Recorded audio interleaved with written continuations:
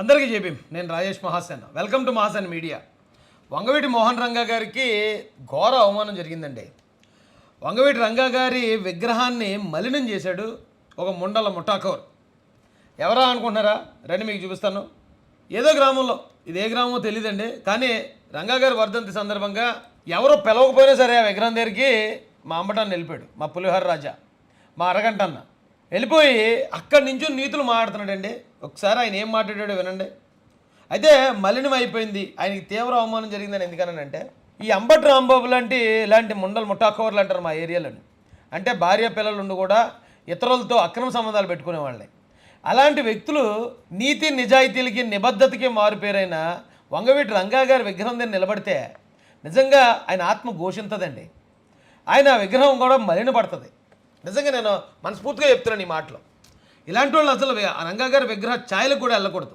రంగా గారి అభిమానులు ఎవరైతే ఉన్నారో మీరంతా ఇలాంటి వాళ్ళని ఆయన విగ్రహం దగ్గర కూడా రానివ్వకండి, విగ్రహాన్ని టచ్ చేయనివ్వకండి. అసలు ఇవాళ చాలా మంది చెప్తున్నారు, మనస్ఫూర్తిగా చెప్తున్నా, నిజంగా ఈ వంగవీటి మోహన్ రంగారావు గారి ఆత్మ శాంతించాలంటే తెలుగుదేశం ఈ రాష్ట్రంలో గద్దెక్కడానికి వీల్లేదు, ఓడిపోవలసిందే అనే విషయాన్ని మీ అందరికీ మనం చేస్తున్నా. వంగవీటి మోహన్ రంగారావు ఎవరినో ఒకటి కింద ఒకటి పెట్టుకున్నాడు కుర్రాడిని, రే నేను ఏదైనా మాట అన్నప్పుడు నువ్వు విజిల్ వేయరా అని. ఓకే, తెలుగుదేశం గద్దె ఎక్కకూడదు అంటున్నాడు, మరి ఎందుకు అంటున్నాడు ఒకసారి ఎందారండి. అతి దారుణంగా హత్య చేసినటువంటి తెలుగుదేశం పార్టీని గెలిపించాలని తాపత్రయపడేవాడు. తెలుగుదేశం పార్టీ మీద ఏమైనా కేసు ఉందా? రంగా గారి హత్య కేసు చంద్రబాబు నాయుడు గారు ఏమైనా ఎఫ్ఐఆర్లో ఉన్నారా? లేకపోతే తెలుగుదేశం పార్టీ నాయకులు ఏ నాయకులు ఎఫ్ఐఆర్లో ఉన్నారండి? నిజంగా రంగా గారి హత్య కేసులో ఉన్న ఎఫ్ఐఆర్లో ఉన్న నిందితులు ఎవరైతే ఉన్నారో వారిని ఈ రోజున వైసీపీ పార్టీలో చేర్చుకున్నారండి. వైసీపీ పార్టీలో చేర్చుకోవడమే కాదు, అక్కడ ఎమ్మెల్యే సీటు ఇన్ఛార్జి కూడా వారిని ప్రకటించడం జరిగింది. అలాంటి వీళ్ళు వచ్చి తెలుగుదేశానికి లింక్ పెడుతూ మా అన్న మా ముండల ముఠాకోర్ ఎలా మాట్లాడుతున్నాడు చూడండి నిస్సిగ్గుగాని. ఎవరైతే ఆయన హత్యకు కారకులయ్యారో వాళ్ళని వైఎస్ఆర్సీపీలో చేర్చుకుంటారు, మంచి హోదా ఇస్తారు. మళ్ళీ వీళ్ళే వచ్చి మళ్ళీ ఆ విగ్రహాన్ని దండేస్తున్నారండి. సినిమాల్లో కూడా లేదు కదండి ఇంత ఘోరం. నిజమైన వంగవీటి మోహన్ రంగా గారి అభిమానులు కారు అని కూడా నేను మనం చేస్తున్నా. ఆయన బయలుదేరాడు, తెలుగుదేశం పడిపోయేటట్టుందంట, తెలుగుదేశం జగన్మోహన్ రెడ్డి గారి వల్ల ఓడిపోయేటట్టుందంట, ఓట్లు చీలిపోయేటట్టున్నాయంట. నేను ఓట్లు చేయలేను, నేను మళ్ళా చంద్రబాబు నాయుడు గారిని అధికారంలోకి తీసుకో. చాలా పెర్ఫార్మెన్స్ ఎక్కువ ఇచ్చేస్తున్నాడండి, యాక్ట్ చేస్తున్నాడు కమెడియన్ లాగా. రాజబాబు గారు గుర్తొస్తున్నారు నాకు. అలా యాక్ట్ చేస్తే జనం అందరూ విజిల్ వేస్తారు అనుకున్నాడు, ఒక్కడు మాట్లాడలేదు కింద. వాళ్ళందరికీ చిరాకు దొబ్బినట్టుంది. ఏడు ఏం మాట్లాడుతున్నాడు రా?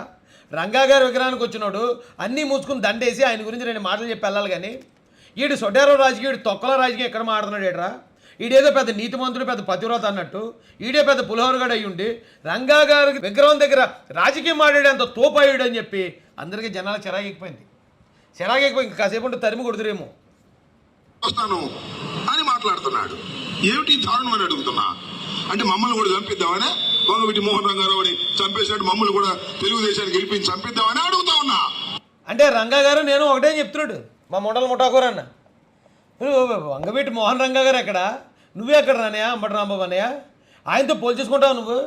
వాడు ఖాళీగా ఉంది కదా అనేసి నువ్వు తాజ్మహల్ మీద ఆరేసేస్తావట్రా? నువ్వెక్కడ, రంగా గారు ఎక్కడ అన్నయ్య?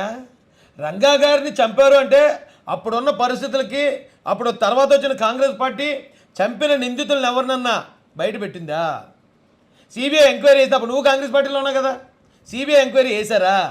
వాళ్ళు ఎవరైతే ఉన్నారో వాళ్ళు శిక్షింపబడ్డారా? అవన్నీ మీరే దగ్గరుండి చేయించారు కదా. కాంగ్రెస్ పార్టీ తరఫున రాజశేఖర రెడ్డి గారిని నిలబెట్టాలనో, వంగవీటి రంగా గారు ఉంటే వైఎస్ రాజశేఖర రెడ్డి గారి హవా తగ్గిపోద్దనో ఏదో విధంగా మొత్తం చేయించారు కదా, ఆయన అడ్డు తప్పించుకున్నారు కదా. మరి అప్పుడు మాట్లాడి మీరు ఇప్పుడు ఏం తీరా బాబు కేకలేస్తున్నావు? ఏదో 6 నెలల క్రితం వర్షంలో తడిచానని చెప్పి వేళ ఆరబెట్టుకుందంట ఎవరో పతివ్రత నీలాంటిదే. ఎప్పుడో జరిగిపోయినప్పుడు అప్పుడు నువ్వు ఉండగా నువ్వు దాన్ని అడ్డుకోకపోగా, ఆ కేసు మీద సిబిఐ ఎంక్వైరీ వేయించకపోగా, నిందితులను బయట పెట్టించకపోగా ఇప్పుడు వచ్చి నీతి కవులు చెప్తున్నావు మాకు. మళ్ళీ వెళ్ళి అక్కడ పవన్ కళ్యాణ్ గారిని విమర్శిస్తున్నావా? కుక్కను కొట్టినట్టు కొడేస్తారు రానయ్య. కొంచెం జాగ్రత్త కొంచెం బాబు, నోరు అదుపులో పెట్టుకోనయ్యా. నీ మంచి కోరేవాడిని చెప్తున్నాను నేను. మీ అందరూ చూశారుగా, నేను ఒక పెళ్లికి వెళ్ళా, ఖమ్మం, నా మీదకి వచ్చారు మొత్తం చుట్టుముట్టే. నీ మీదకి వచ్చారంటే వచ్చిన వాళ్ళు ఎవరు వచ్చారు? నువ్వు చేసేవన్నీ ఎలాంటి పనులు చేస్తున్నావు చూస్తున్నాం కదన్నా. అది నచ్చని కామన్ మ్యాన్ వచ్చేస్తారు నీ మీదకి. నువ్వు మంత్రి అయ్యి ఇదేం పని అని చెప్పి సాధారణ జనం కూడా వస్తారు.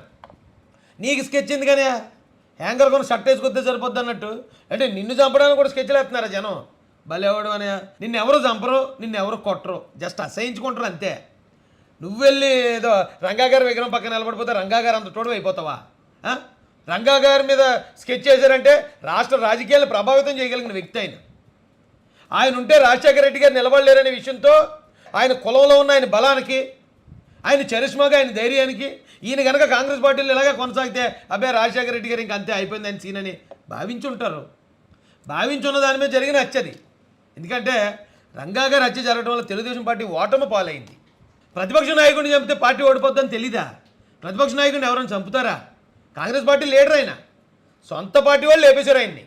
ఎలాగైతే వివేకానంద రెడ్డి గారిని అడ్డు తొలగించుకున్నారో అలాగే సొంత పార్టీ వాళ్ళు రంగా గారు ఉంటే మేము ముఖ్యమంత్రులు అవ్వలేమని ఎవరైతే భావించారో వారు ఆయన హత్య కారకులు.